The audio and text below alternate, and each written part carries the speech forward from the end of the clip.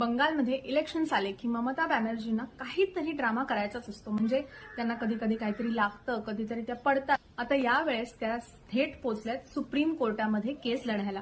बऱ्याच social media चॅनल्सवरती videos viral झालेत, तुम्ही पण बघितलंच असाल.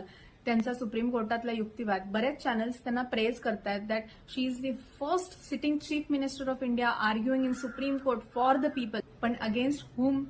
Election commission of India. Case काय आहे ते समजून घेऊया. विधानसभेच्या निवडणुकीच्या आधी इलेक्शन कमिशन ऑफ इंडियाने बंगालमध्ये SIR that is special intensive revision conduct केली for electoral polls in West Bengal.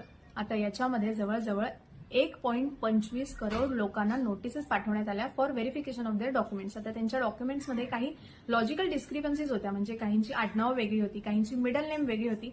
त्याच्यामुळे त्यांना ह्या नोटिसा बजावण्यात आल्या असं इलेक्शन कमिशनचं म्हणणं आहे.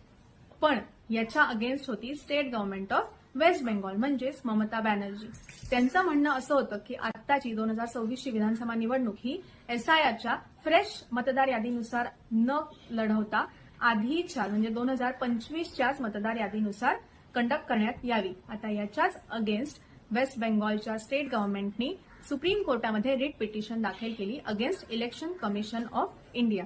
आता याच्यामध्ये state government of West Bengal म्हणजेच ममता बॅनर्जी स्वतः अपियर झाल्या. आता त्यांचं म्हणणं काय होतं, तर पहिली मागणी जी तुम्हाला मगाशी सांगितली की 2026ची निवडणूक ही 2025च्या मतदार यादीनुसारच कंडक्ट करण्यात यावी, ना की SIRच्या फ्रेश यादीनुसार.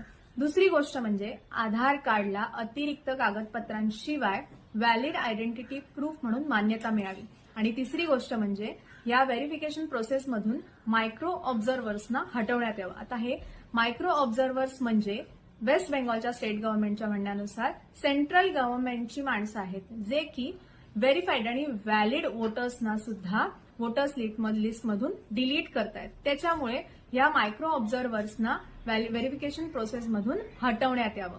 आता याच्यावरती इलेक्शन कमिशनचं म्हणणं असं आहे की इलेक्शन कमिशन ऑफ इंडियाने स्टेट गव्हर्नमेंट ऑफ वेस्ट बेंगॉलकडे क्लास 2 ऑफिसर्सची मागणी केली होती फॉर व्हेरिफिकेशन प्रोसेस, पण त्यांनी ती मागणी पुरवली नाही. आता आतापर्यंत सुप्रीम कोर्टामध्ये या सिनॅरिओमध्ये असं सांगितलंय की सुप्रीम कोर्ट SIRच्या प्रोसेसमध्ये कोणताही अडथळा आणू शकत नाही, म्हणजे SIRची प्रोसेस ही पूर्ण करावीच लागेल.